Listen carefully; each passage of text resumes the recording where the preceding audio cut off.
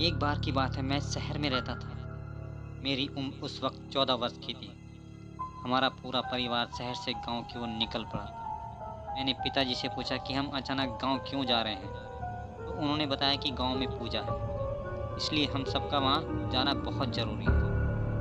मैंने भी कुछ और ना पूछते हुए चुपचाप बैठा रहा और मेरी आंख लग गई। और जब मेरी आंख खुली तो हम सब अपने गांव पहुंच चुके थे।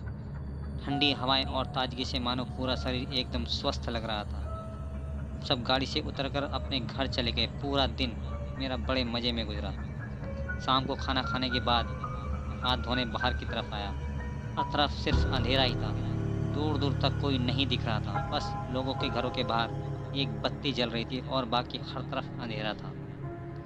तभी मैंने देखा कि जंगल में दूर एक जगह आग जल रही थी। मैं देखकर चौंक गया और मुझे लगा ऐसा तो पूरा जंगल जल जाएगा। मैं भागकर अंदर गया और मैंने यह बात सबको बताई तो ऐसा लगा मानो जैसे किसी को कोई फ़र्क ही ना पड़ा हो। जैसे जंगल में आग लगना बड़ा ही नॉर्मल बात हो।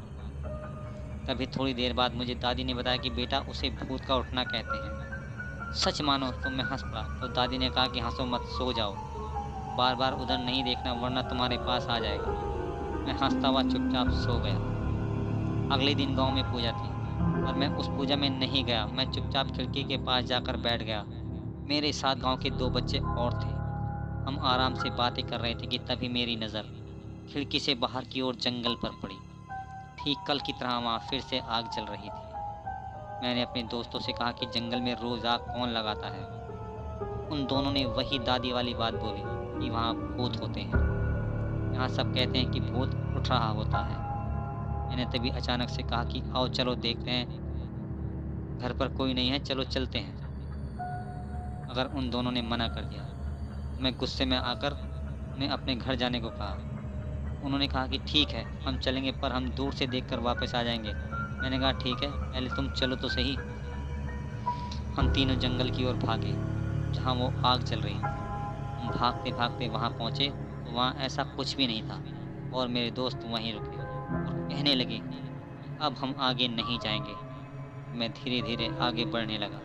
चारों तरफ देखा मगर कहीं आग नहीं लग रही थी। मुझे कोई आग नहीं दिखाई और जैसे ही मैं घर जाने को मुड़ा तो मेरे दोस्त मुझे देखकर बड़ी ही तेज़ी से भागे और मेरे भी कानों में आग जलने की आवाज़ साफ़ आ रही थी। मैं जैसे ही मुड़ा, पीछे कुछ नहीं था कि तभी अचानक ज़ोर से हवा का झोंका आया और मुझे ऐसा लगा मानो जैसे मेरे शरीर के आर-पार हो गया हो।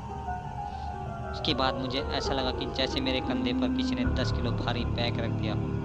अब मैं डर रहा था। मैं पूरी ताकत से वहाँ से भागा। भागते-भागते मुझे एहसास हुआ जैसे मैं थक नहीं रहा था और भागने की रफ़्तार लगातार बढ़ती ही जा रही थी और मैं बहुत ही कम समय में अपने घर पहुँच गया। मैं जल्दी से जाकर बेड पर बैठ गया।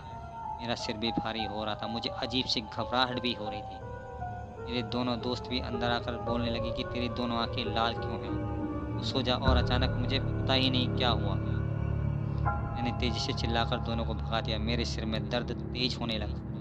मैंने सोने की कोशिश की पर नींद नहीं आ रही थी। 1 घंटे में मेरी दादी वहाँ आ गई। उन्होंने मुझे देखा तो पता नहीं वो मुझे देखकर गुस्सा हो गए और पूछने लगे कि तू कहाँ गया था? मैं कुछ बोल नहीं पा रहा था, तो मेरे दोस्तों ने दादाजी को पूरी बात बताई। दादाजी ने मंदिर में से कुछ धूप राख उठाकर मेरे माथे पर कुछ मंत्र पढ़े और मंत्र खत्म होते ही वह ज़ोर से मेरी ओर चिल्लाए। मेरे शरीर पर एक झटका सा लगा। इसके बाद मुझे दादाजी ने बताया कि ऐसे जंगलों में नहीं जाना चाहिए। कभी-कभी कुछ हवा या साए हमारे साथ घर पर आ जाते हैं और उन्होंने ये भी बताया कि अगर दादाजी सही समय पर नहीं आते, तो वो अपने घर पर ही जगह बना लेते और फिर वो आसानी से जा नहीं पाते और हमेशा तुम्हारे साथ ही रहते और ज़िंदगी भर तुम्हें परेशान करते रहते। ये कहानी आपको कैसी लगी हमें कमेंट करके ज़रूर बताइए। साथ ही साथ चैनल को लाइक और सब्सक्राइब करना मत भूलिए।